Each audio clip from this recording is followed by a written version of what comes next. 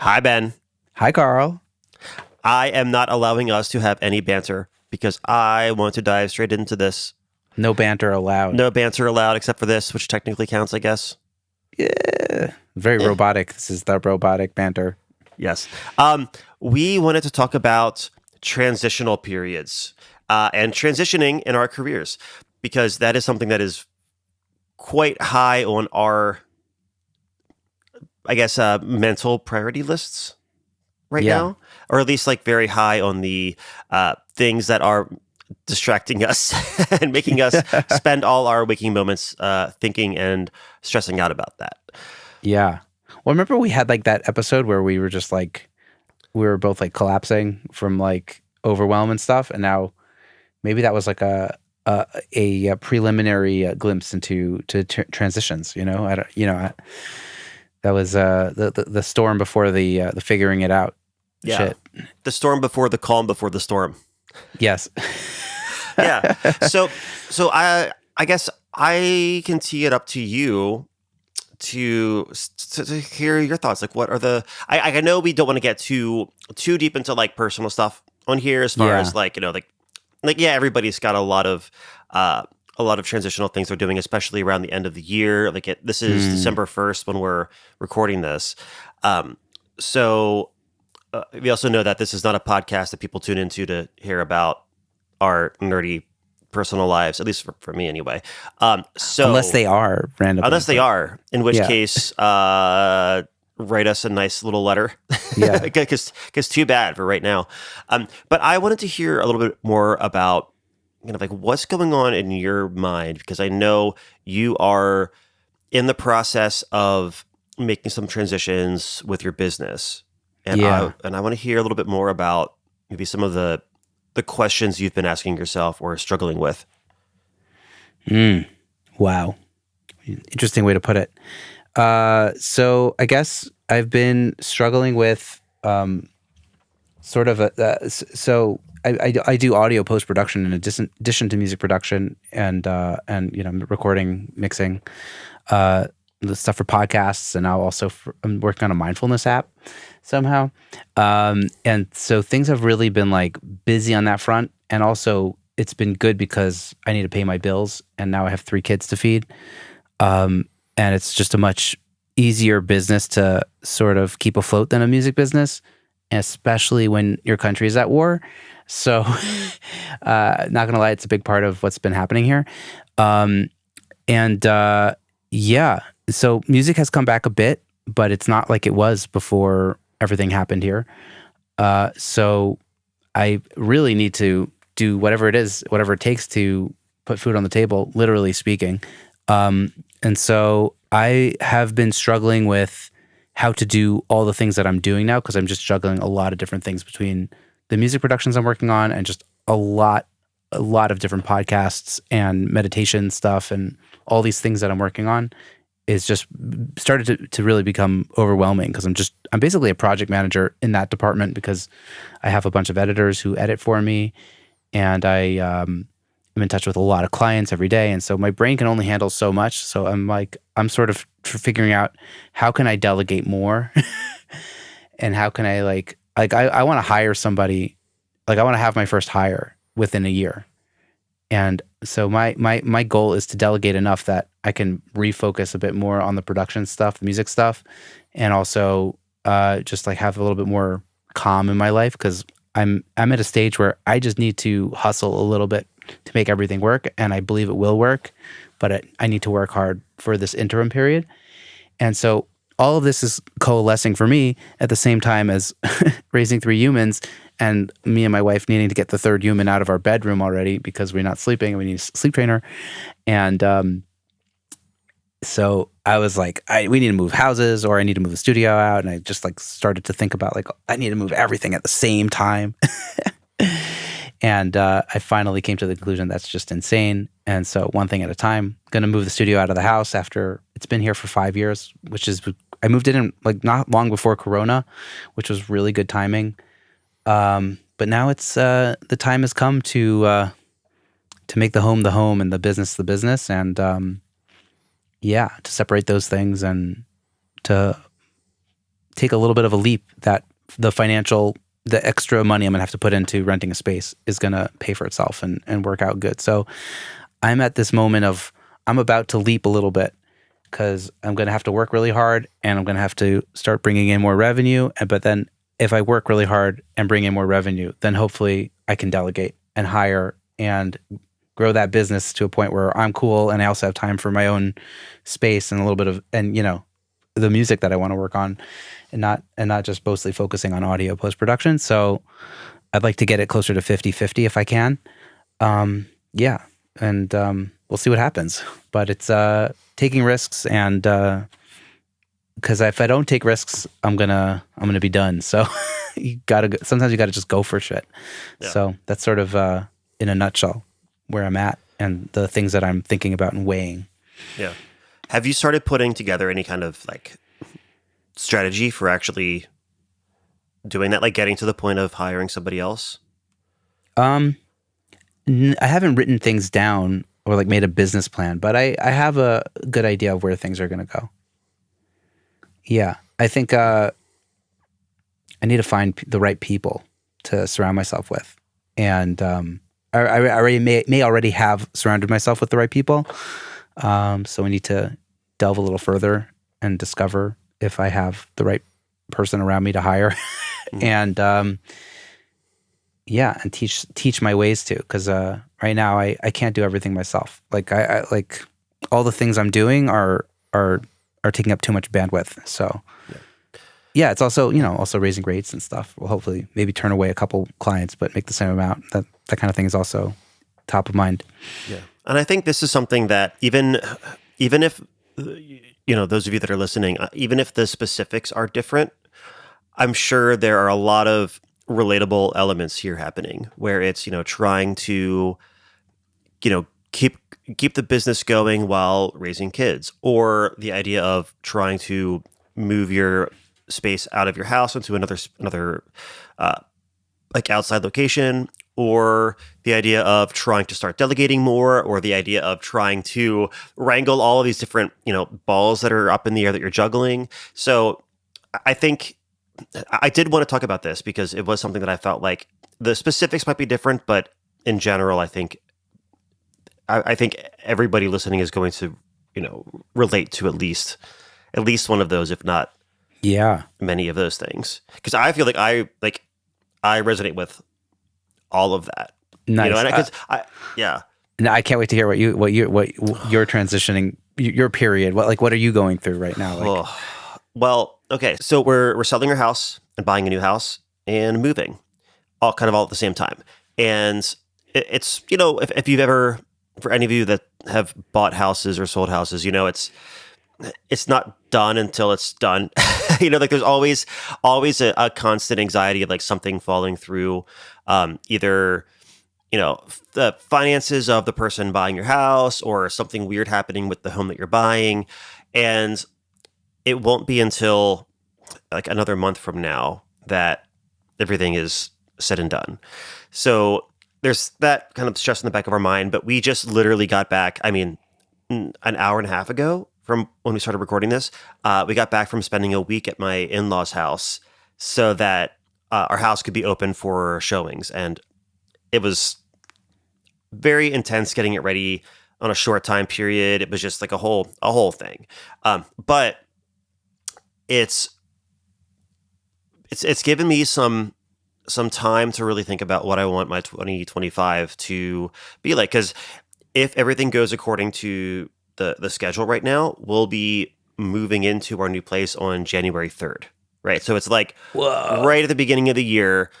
And I felt like this is the perfect time for me to start at least, spending December really trying to wrap my head around what I want 2025 to be, because this isn't just like a new calendar year. It's going to be a new calendar year.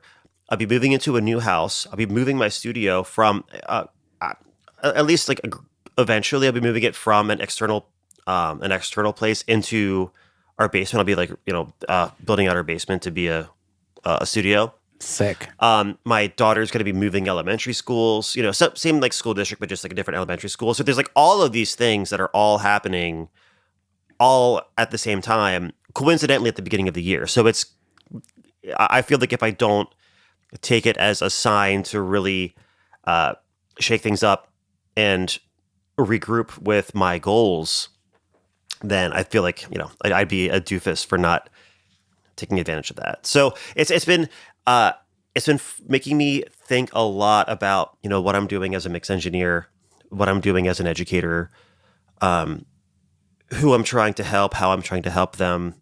And it's given me some confidence to really go for it in some ways that I think I was a little hesitant before. Specifically with like the method of how I teach and like the kind of the formatting of it. And also I've gotten somehow even more fearless with starting conversations with people that are kind of above my weight class, so to speak. And I'm excited to really turn 2025 into something kind of intense, but somehow still less intense than, raising two kids while also selling a house and buying a house and a bunch of other like right. Mixing records sounds easy compared to that. Oh my gosh, yeah. And there's like other stuff going on, kind of behind the scenes that are also making things intense. And I feel like this is that perfect time to regroup and, set my goals for 2025 now. Nice. Like not waiting until January. We'll have to do a separate episode for that, right? Oh yeah, I love to talk about I always love talking about goal setting, and I could go on for hours about that. But yeah, but I think like that's that transitional period that we're in, where I feel like we're kind of always in a transitional period in our careers. Like we don't have jobs like our parents' generation where you get hired at a company, you work there for 35 years till you retire. Like that's just not what we do. Definitely not. So I feel like we're always in transition, but I feel like it just feels like it's like how many different transitions are happening at once is kind of more of like the kind of gauge that we take. Yeah, but I think I want to focus on something that you like. It's really an opportunity, like the way you were saying it, and I agree with you. Like to like really shake things up. Like when you move houses, like just to reorganize. Like you can like reprioritize even like items. Like what do you want to be minimalist about something, or do you want to like hold on to stuff? Like it's such an opportunity to kind of like redo everything, and that could be really fun and exciting. And like for me, like moving a studio is very exciting because like it's just going to shake me up. Like it's going to be a different location. I might be more creative. I might be less, I don't know, bound by whatever the constraints of this room have been. Just by simply being in a new location, like like you can form new habits more easily. I think when you move, right? Because you're like, okay, I'm in this new location. Like, what's my morning routine gonna look like? Like, maybe I'm gonna start waking up at 5 o'clock in the morning. Like I don't know. Like, there's something exciting about the opportunity to like, because you're not in the same old, you can like really rejuvenate yourself in an interesting way. I think. I just think that's really exciting. And I want to go back to what you just said about kind of becoming a bit more minimalist, or like streamlining some things and figuring out what you want to maybe not take with you into that to the new house, literally and figuratively. And I think that's something that I've been thinking a lot about too, about really streamlining what I do in my business. Yeah, and I don't mean streamlining it in a figuring out automation systems and that kind of thing, but really just narrowing down my offers and what I do and trying to make it as clear and simple as possible. And I think that's always a challenge. And I think that's probably something that a lot of people could benefit, a lot of the listeners could benefit from doing, is taking a look at all of the different things that you are offering to clients and figuring out, okay, well, if I were to, remove one of those offers, one of those services, and put that time into really focusing on getting more clients to hire you for that one thing that you really love doing the most, and you get probably also get paid the most for, then it's not just a matter of kind of shedding extra bath mats or whatever. I don't know. I'm trying to think of like when removing all like the little stuff that you like kind of get rid of and kind of thinning out. It's also kind of thinning out your services and thinning out your clientele too, which is something that I think is a beneficial exercise that everybody should go through every once in a while. Yeah. I definitely think now that you're saying that, I'm thinking about like that in my music business, but in the other business, I'm thinking about delegation and hiring, because I'm not at a place to say no right now. Yeah. But there is a time to say no. And I think about that a lot actually, but I think I've come to this conclusion of like delegation actually, not minimize. But in terms of like music services, I actually have been thinking about taking away music services because sometimes I'll get like caught up in a project that really is maybe not relevant to my goals for music production and mixing. Well, I want to go back to what you said because I would argue that you delegating is kind of streamlining it for you. It's like you're not necessarily you're not necessarily minimizing services, but you're just trying to thin out the amount of input you have on the project specifically. And how much of the responsibility tasks I have to take. Like how many of those tasks are on your shoulders? So many. So then you're focusing on the tasks that only your shoulders can carry, I guess. Right, exactly. And then so I think delegation. The problem with delegation is that it takes time to do it properly, so that you can actually like replicate yourself and the things that you do really well. And I mean, ideally the person that you're delegating to does just as good, if not better of a job and has other ideas. But that initial, there's an initial, is it inertia? It's the opposite of inertia. It's friction. Mm-hmm. There's an initial friction of like getting that process going because there's so much in the brain that needs to go to someone else. Yeah. And so many things that I don't want to say take for granted or like maybe assume about our process. And then we don't realize until we've explained to somebody how to do it like we wanted to. We don't realize how many things we forgot to explicitly mention because we just thought it was obvious. Because guess what? It's not. Nothing's obvious. Nothing's obvious. Yes. And I would say, for anybody that's listening that is either thinking about delegating some tasks or have tried delegating with no luck in the past, the thing that I feel like I've seen most people not give enough time toward is the training and actually putting the time into making very detailed, explicit instructions for all of the steps, like getting like so ridiculously granular. Not because and I think some people want to avoid being like a micromanager, so they don't do it that way. And I would say like it's not even necessarily as like for the purpose of them like having to follow a specific exact script, and like if they ever deviate, then you're gonna like blow your top. But it's more just like helping you to be able to get out and expose those little quirky things that affect how you approach that task. That is really essential to achieving your expectations for it. Wait, repeat that one last time. Sorry. It's like I was thinking about something else. Like I was my brain is in two places. But no, that's okay. And I think and writing down all of those little micro tasks step by step, like getting really granular with it, is not necessarily for the purpose of being really micromanagey and making sure that they do everything exactly in the exact same order, but it's mostly helpful just to be able to really expose all of those little assumptions and those little quirks about your process that help you to achieve the goal that you're going for, that help you to edit breaths the way that you like to edit breaths, the way that you can get the timing and pacing between but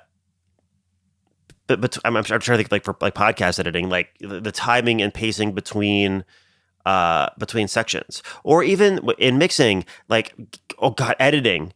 I feel like people, the first thing that people want to delegate out is editing, but then they don't ever actually explain how they want things to be edited. And then it comes back and it's not the way they like it. And they think, oh, well, this guy must be not good at editing, or it doesn't get it. I'm just going to have to do it myself. Instead of being as articulate about the way that they want it done as Yeah. they could have been. And I think that is a huge, I don't know, Yeah, I think a the catch huge thing. Yeah, I think the catch-22 though about like delegation is like by the time you realize you need to delegate, you have no time to do the teaching of the delegation because like you're in too deep already. Like you're already like I can't do anything. Okay, take it. Like, but I then you disagree. don't have the time to train people. You know? I disagree. I agree with the sentiment that it feels like you don't have the time to do it, but if you make the time to do it, which isn't going to take you nearly as long as most people think, it's going to be like a pressure release valve that helps to make things become less overwhelming. Because if you don't fix it, you're just going to stay overwhelmed. Right. That's absolutely true.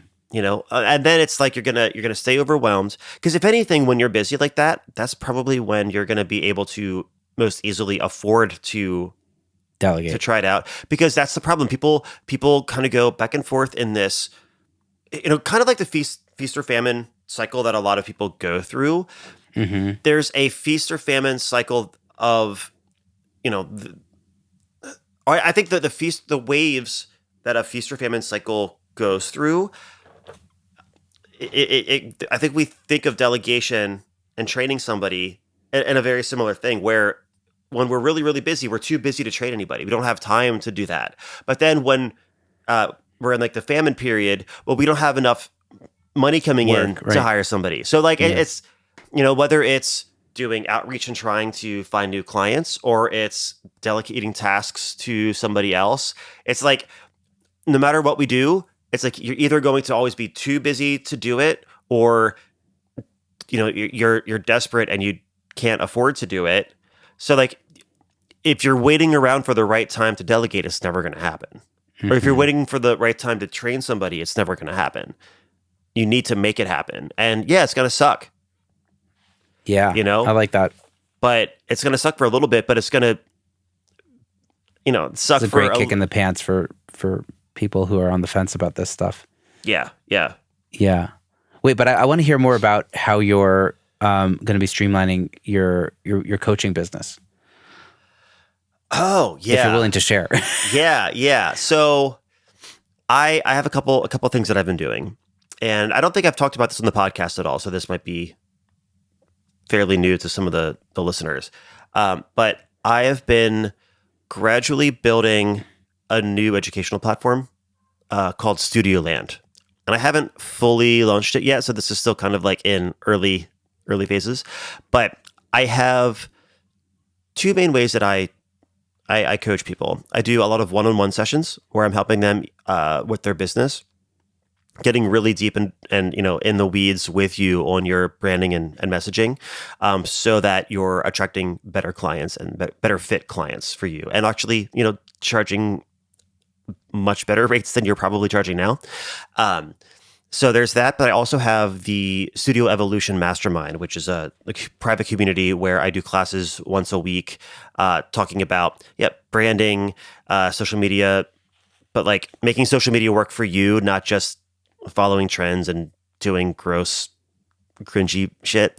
Talking about like how raising your rates, working on your website, making things, lead generation, all sorts of things, and in doing that, I've been building a resource library that has, I think, like 40 or 50 like videos and courses and guides and webinars and all these things about these different topics that I teach about a lot, which from what I've seen, they're topics that are not really talked about in our industry to great depth, as far as like, trying to teach it to people.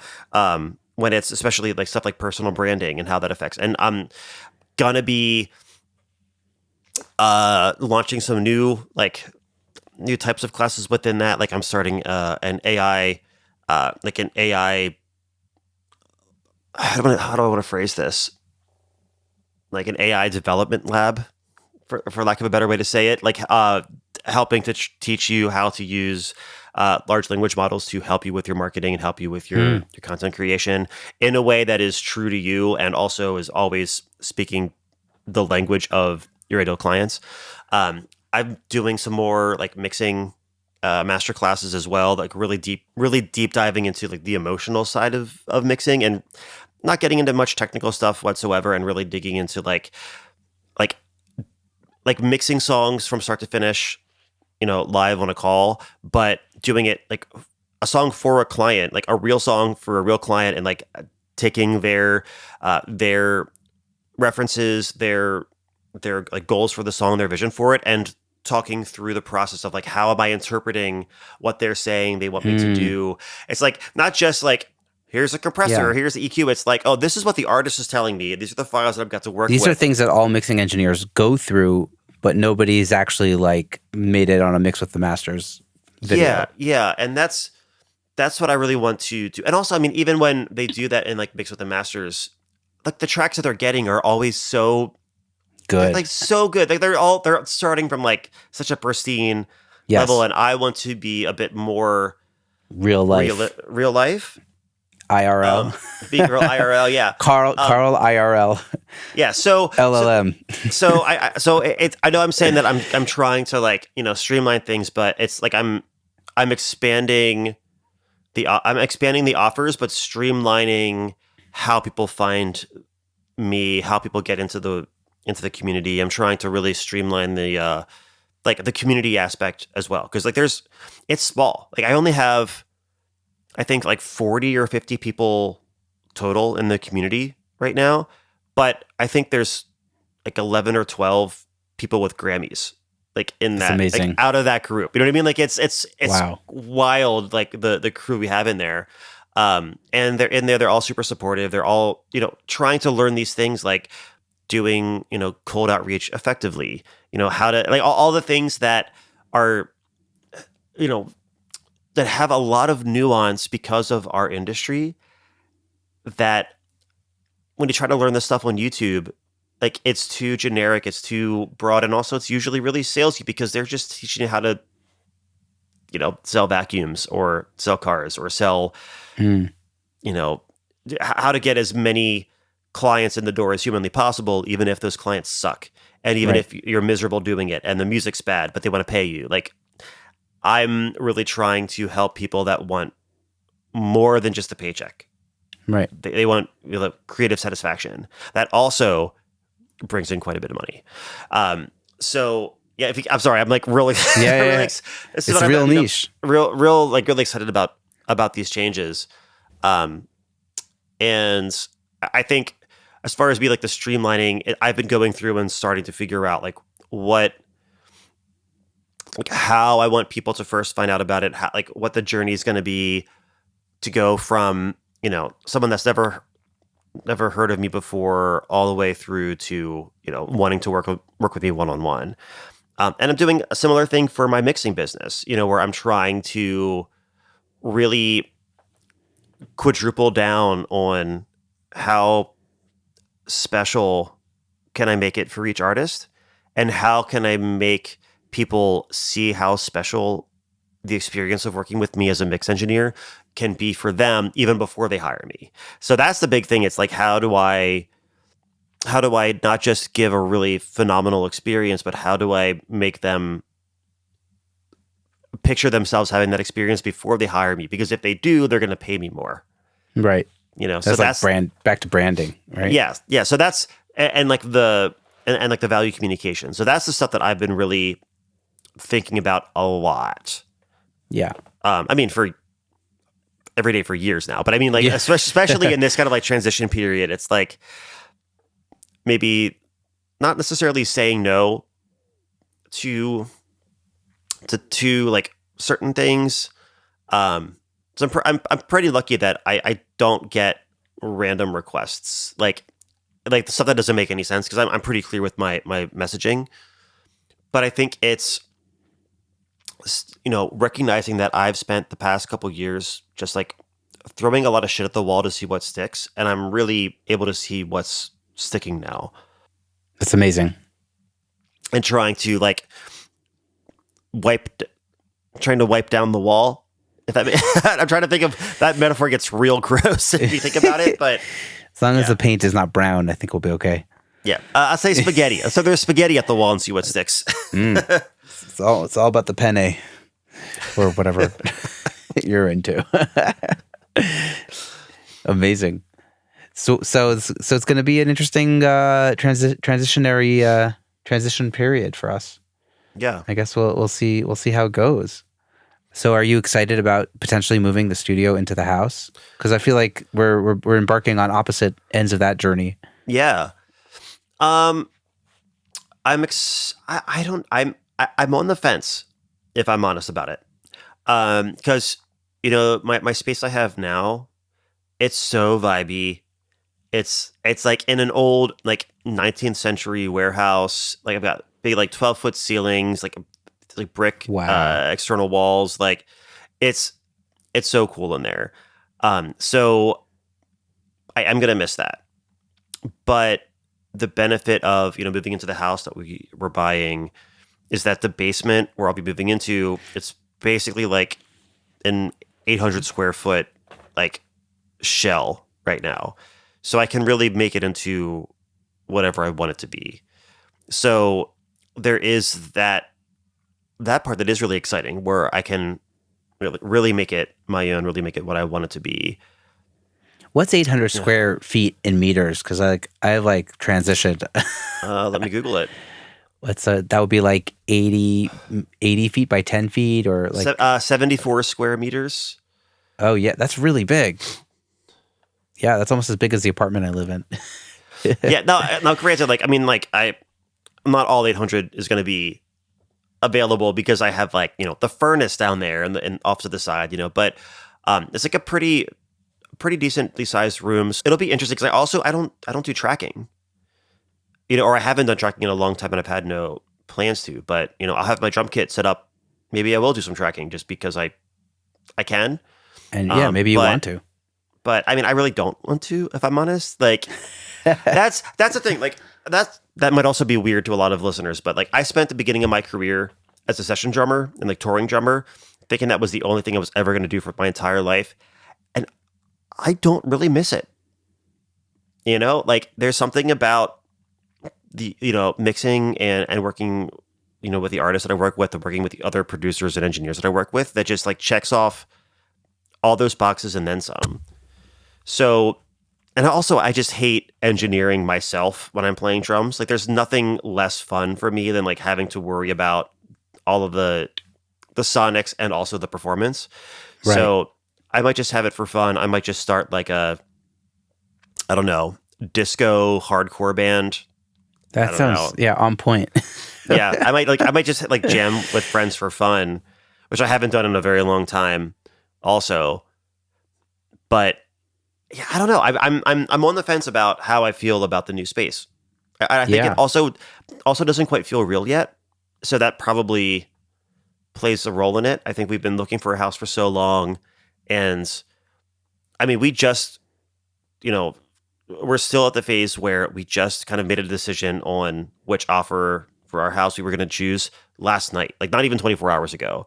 So I feel like it still doesn't feel real, and it definitely has I'll believe it when I see it kind of self-preservation feeling, I guess. Ugh. I hope you listen back to this in like a month and you're like full of relief and happiness. Wait, you assume I'm going to listen to our own episode? Big assumption. I Should think, you listen to this in a month, or should the listener find this in a month? And yes, they can follow up with Carl and say, "Hey, Carl, how'd it go?" Yeah. No, I think it'll be good. I think it'll be nice to not have to, it'll be nice to be able to just like pop down like whenever I want to. Like, I'm just like, if the girls go to bed and I'm awake and I don't want to just watch Netflix, can I just run downstairs and make a little bit of noise and it'll be fine. Yeah.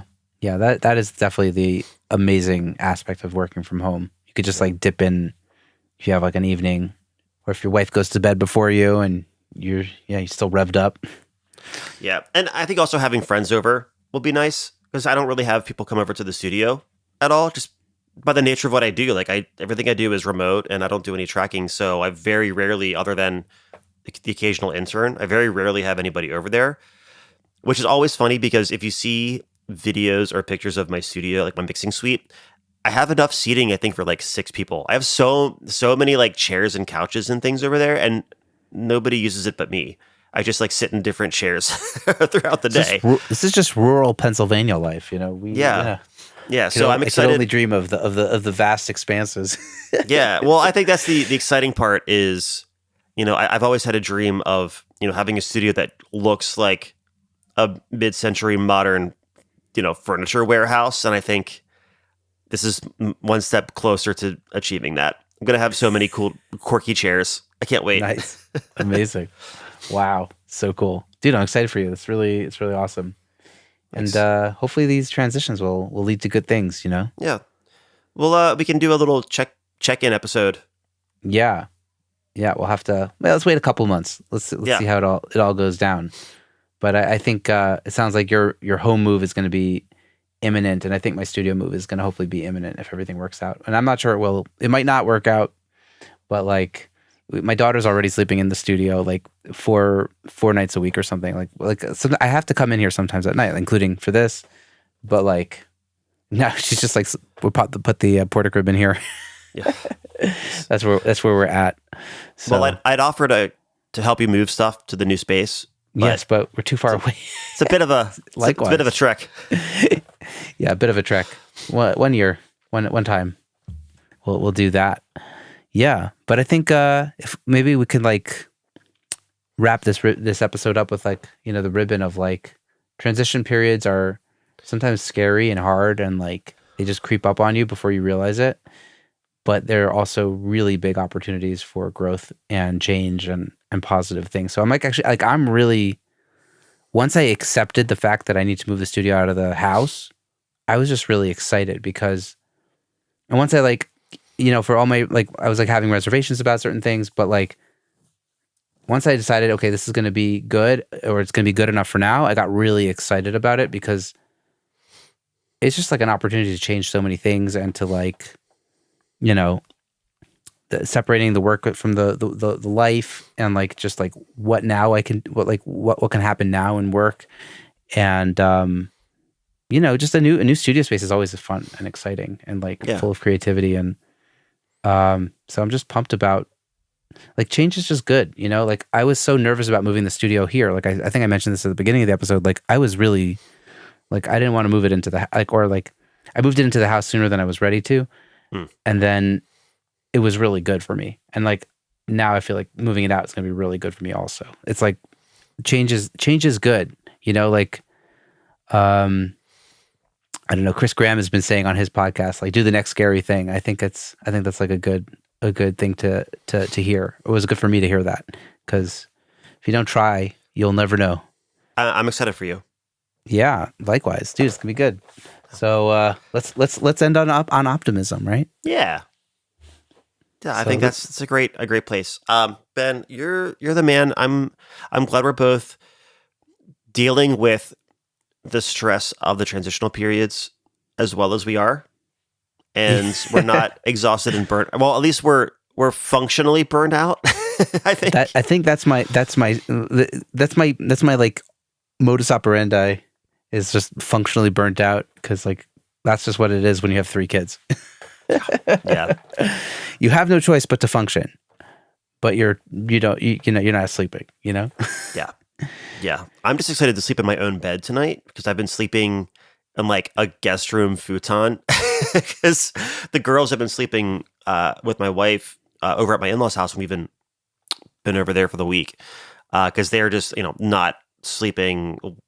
Their sleep schedule's been all weird from being over there for a week and being with mom and pop. So it's going to be nice to just sleep in my own bed and sprawl out and snore loudly and probably wake my wife up in the middle of the night.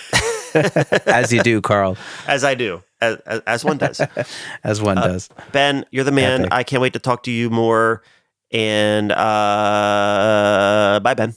Bye, Carl.